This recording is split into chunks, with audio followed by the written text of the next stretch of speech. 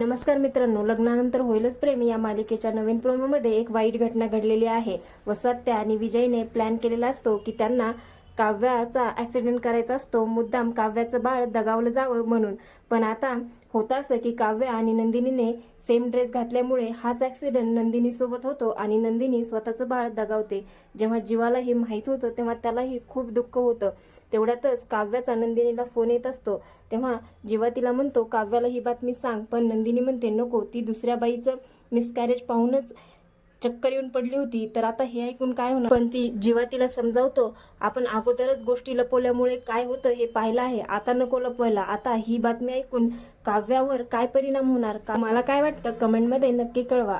आणि मी सावित्रीबाई ज्योतिराव फुले या मालिकेच्या नवीन प्रोमोमध्येही सगळीकडे अफवा पसरलेली असते की ज्योतिरावांनी धर्म बदललेला आहे आणि गंगाधर शास्त्री तर याचीच वाट पाहत असतात. ते लगेच ज्योतिरावांच्या घरी येतात आणि म्हणतात तुमचं घर वाळीत टाकलं जाणार आहे, ज्योत्याने धर्म बदलला आहे, बांधारे यांच्या घराला हाडू. हे सगळं होत असताना सावित्रीबाई घरात जातात आणि ज्योतिरावांनी पाठवलेलं पत्र वाचून त्या बाहेर येऊन म्हणतात हे तुम्ही करू शकत नाहीत, माझ्या मालकांनी धर्म बदललेला नाही, तसं या पत्रात लिहिलं आहे, ते मी वाचलं आहे. आता लगेच गंगाधर शास्त्री सावित्रीबाईंच्या शब्दांना पकडतात आणि म्हणतात तू वाचला आहेस म्हणजे धर्म बदलण्यापेक्षाही मोठं पाप केलं आहे यांनी.